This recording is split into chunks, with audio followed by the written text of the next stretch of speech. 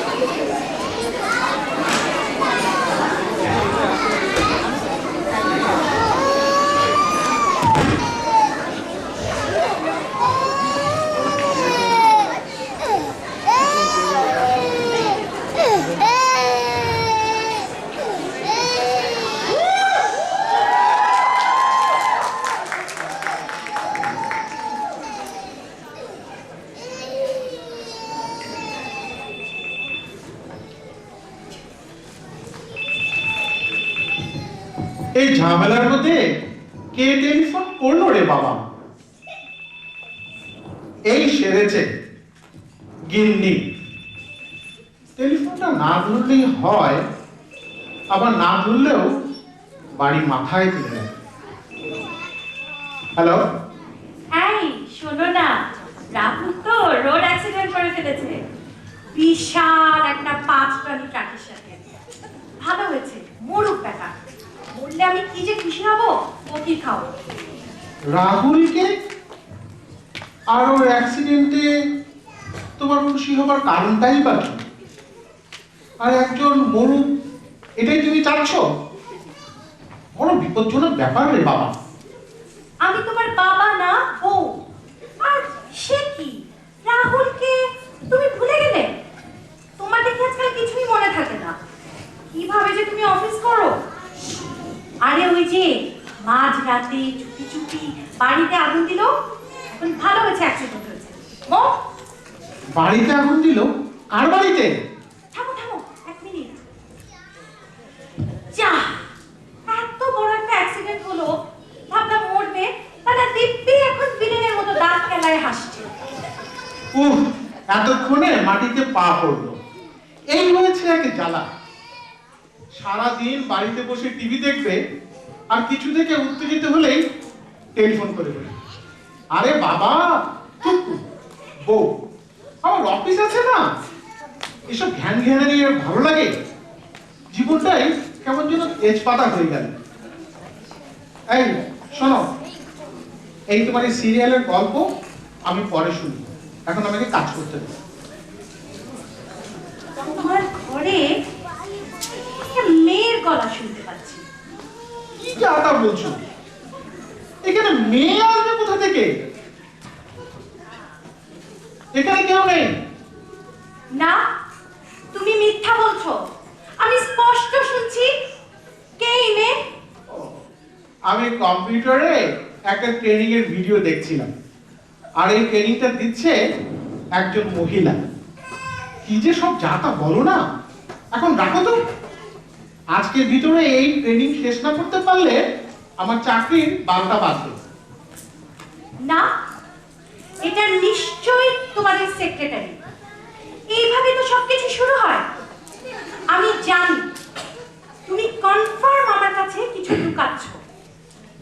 এই কারণেই তুমি আমাকে অফিসে ফোন করতে মানা করো। আমি জানি তোমরা ওই গাড়ি নিয়ে অফিসের নাম করে এদিক ওদিক চলে যাও। আর আজকাল তো বাসা থেকে নামছো নাও না, নতুন নতুন সেন্ট কিনো, মনে করে আমি কিচ্ছু বুঝি না। না, গতকালের সিরিয়ালটা পুরোটাই টুকে দিলে।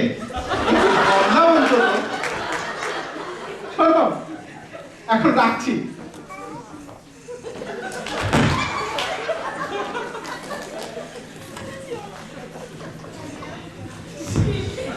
আইবার বাড়ি আরে মামুন সাহেবকে আসুন আসুন আসুন। আপনি তো ভাইজান টেলিফোনে কথা বলেছিলেন, এদিকে বস আর 3 বার ঘুরে গেছে। আপনার খবর আছে, ইউ হ্যাভ নিউজ। এই রে পেরেছে, কপালে দুঃখ আছে। আর বলেন না ভাই, এই বৌরি নিয়ে আর পাই না। আমাদের অফিস পাইছেন? এতক্ষণ ধরে কেউ বললে কথা কয়? হাসা করে কত এটা বউ না গার্লফ্রেন্ড? কি যে বলেন না, এক বউ নিয়েই পারি না, আবার গার্লফ্রেন্ড। আমারে আপনি আরেফিন রুমি পাইছেন? আরে ভাইজান, আপনি এদেরকে পুরুষ সিংহ, এরকম তো 2-4টা থাকবারই পারে। আরে দেখুন দেখুন, আমার বউ কি মেসেজ পাঠিয়েছে। দেন ভাইজান, আমি এসবের মধ্যে নাই। আপনার ডায়াল, আপনি জুতা গায়ে খাইবেন না থালে গায়ে খাইবেন, এটা আপনার ব্যাপার। আরে আরে শুনুনই না কি লিখেছে।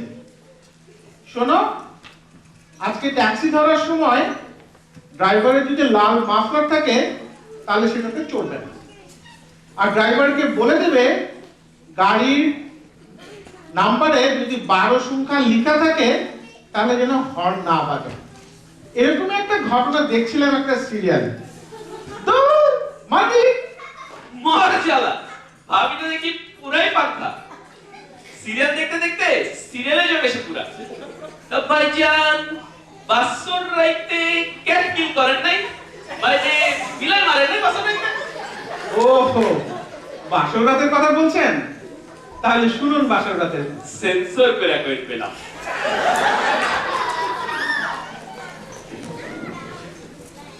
মুগ্ধ হয়ে অপলক দৃষ্টিতে দেখছিলাম মিতাকে, চিরদিনের মিতা।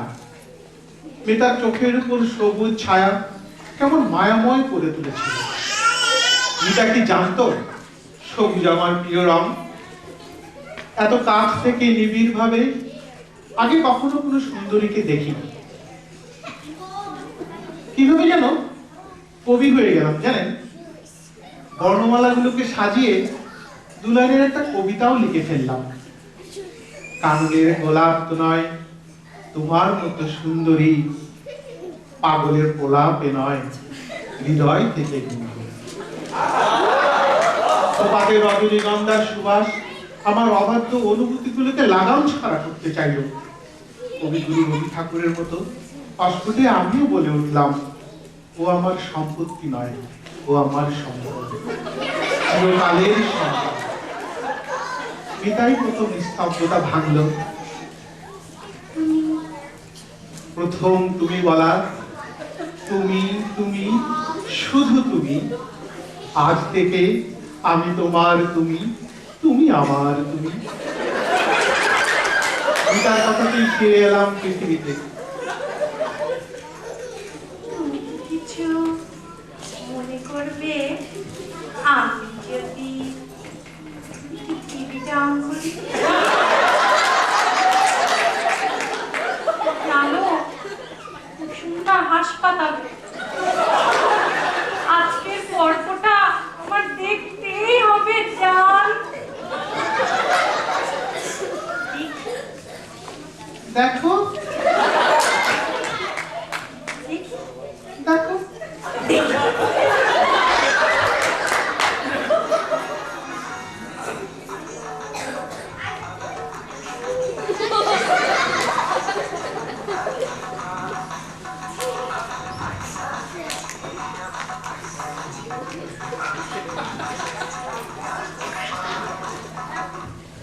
বুঝবার পারছি আপনি একটা শক্ত মাইন্ড কাছে পায় সব করে ফাইসা গেছে। কি হয়েছে জানেন, আজকাল না ওকে আমি ঠিক বুঝতে পারি। এই হাসে তো এই কাজে। কি আর কমু ভাইজান, আমার বিবি সাহেবেরও একই বিমারি আছে। আপনার তো টিভির উঠতে গেছে, আমার মায়েরা কপাল ফাড়ালেছে 3 দিন আজ নামাজ পড়ে। তাই তো আপনিও কি মাইন্ডকে পাইছেন? আবার জিগায়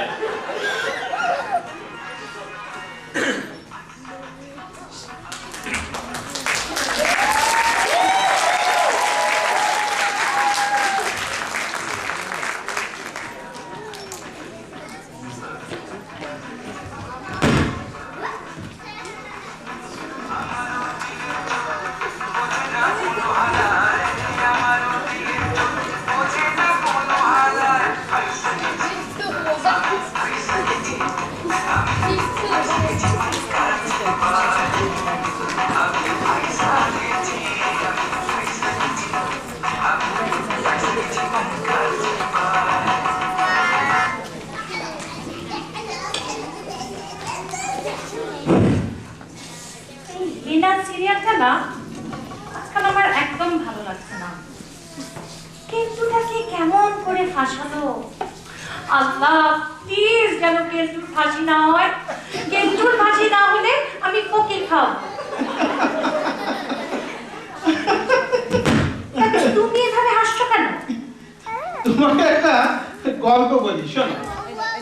স্কুলের একটা ছেলে ঠাকুর ঘরে মাথা ঠুকছে আর বলছে, ঠাকুর কাবুলকে পাকিস্তানের রাজধানী বানিয়ে দাও, ঠাকুর কাবুলকে পাকিস্তানের রাজধানী বানিয়ে দাও। মা শুনে বলে, কিরে তুই এগুলো কি বলছিস? ছেলেটা তখন বলে, আমি যে পরীক্ষা খাতাতে তাই লিখে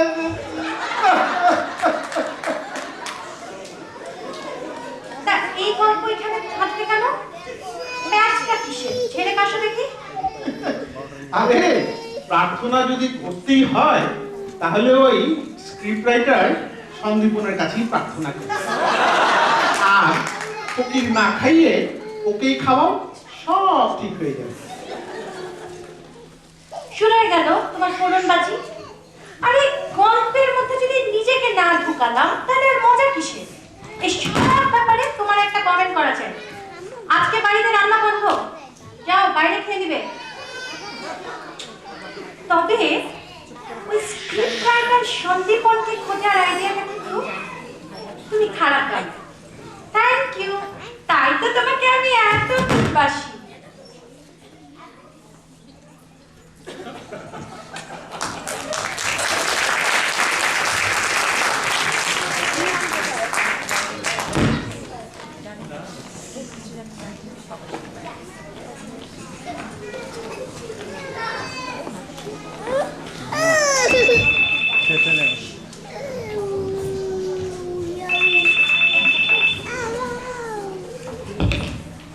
হ্যালো, ও হ্যাঁ, কি রে? আগুনে পোড়ানো বোধহয় ঠিক হবে না, তুই বরং ধাক্কা দিয়ে ট্রেনে নিচে ফালাই। ও কেউ দেখে ফেললে অবশ্য বিপদ হতে পারে, তাইলে বিষ খাওয়া মারা ফেল। ফ্যানের সাথে দড়ি দিয়ে ঝুলাই দিলে গ্লাভস পরে করতে হবে যাতে ওই আঙ্গুলের ছাপ না পড়ে। এটা কি আমার বউ নাকি পিশাচিনী?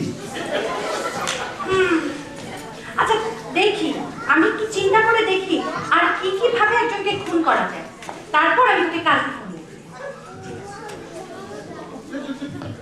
তুমি কার সাথে কথা বলছিলে? বলবো না, ব্যাস। আরে ওই যে তুমি বলেছিলে না ওই স্ক্রিপ্ট রাইটার সন্দীপনকে খুঁজে বের করতে, হ্যাঁ, ওর বউ শান্তা আমার ছোটবেলার বান্ধবী, ওকে একটু খুনের আইডিয়া দিচ্ছিলাম আর কি। তা ও তোমার আইডিয়া দিবে কেন? নেবে না কেন? না নিলে ওই ব্যাটার সন্দীপনকে খুন করবো। তোমার যা খুশি তুমি তাই করো।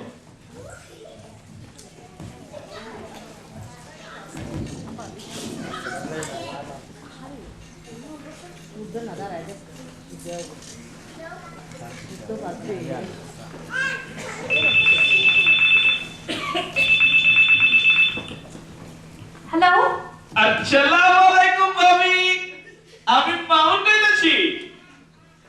ও মামুন সাহেব, ওয়ালাইকুম সালাম। কি ব্যাপার? না আছি বালাই, তবে আপনার একটা খবর দেওয়ার জন্য ফোন করলাম আর কি। কি হয়েছে বলেন তো? না ব্যাপার কিছুই না, ওই আমিসুল করিম আছে না, হ্যাঁ, হেতর নাই, মইরা ফ্ল্যাটে গেছে। তা সে মরলে আমার কি? না আপনার কিছুই না, তবে হ্যাঁ ইন্তেকাল উপলক্ষে সারা দেশে স্কুল আগামী 7 দিন আপনার সব সিরিয়াল পাবেন। পেপার গুলো দেখেন কি লিখছে। বলেন কি? আচ্ছা ঠিক আছে, আমি দেখছি।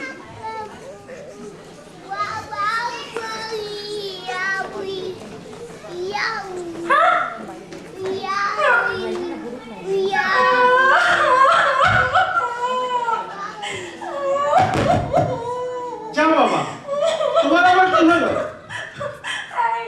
তুমি ওই আমিসুল করিমকে চেনো? হ্যাঁ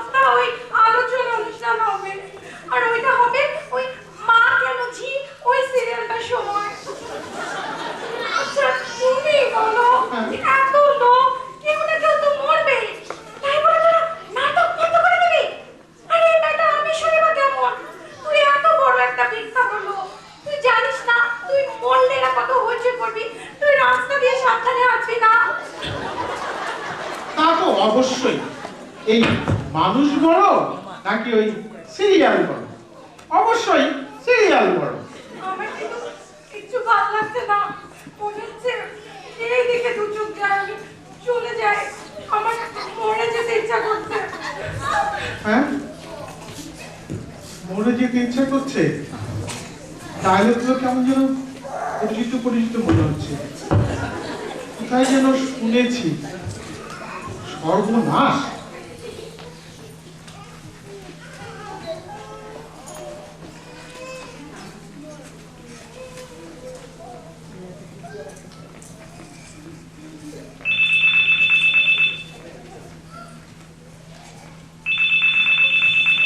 হ্যালো, হ্যাঁ মামুন সাহেব, আমি অমিত বলছিলাম। এই শুনুন, আমি বসকে পেলাম না, তাই আপনাকেই ফোন করলাম।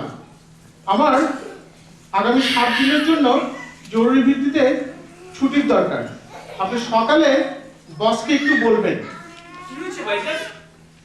এই বিতার একটা প্রিয় সিরিয়াল 7 দিনের জন্য বন্ধ হয়ে যাওয়ায় ও একটা কঠিন ডায়লগ দিল। আরে ভাইজান, আপনার এই বউ থাকবো আর এই সিরিয়ালও থাকবো, মাঝখান দিয়ে আপনি চাকরিটা খাইবেন না। না না না, গতকাল একটা নাটকে একটা মেয়ে ঠিক এইরকমই কথা বলছিল। তাতে কি হচ্ছে? আপনি বুঝতে পারতেন, সমস্যাটা হলো যে ওই মেয়েটা এই ডায়লগগুলো দেওয়ার পরই গলায় দড়ি দিয়ে আত্মহত্যা করেছে। শুনুন, আমার সময় নেই, দেখি মিতা কোথেকে গেল, আর বাসায় দড়ি টড়ি থাকলে সরিয়ে রাখতে হবে। আমি তাহলে এখন রাখি। মায়েরা, আমার মায়েরা।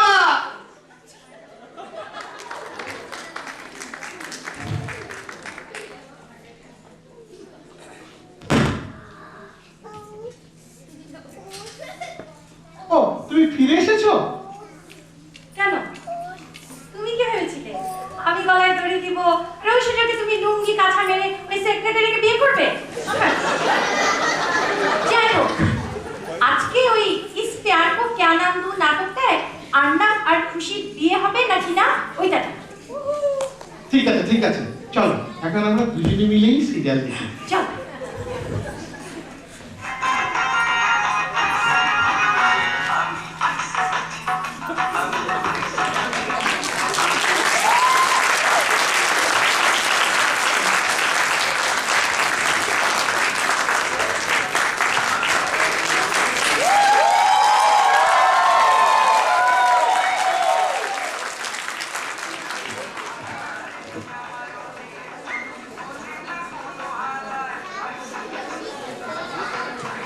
কি কেমন লাগলো অমিত আর মিতার কাহিনী ঘর ঘর কি?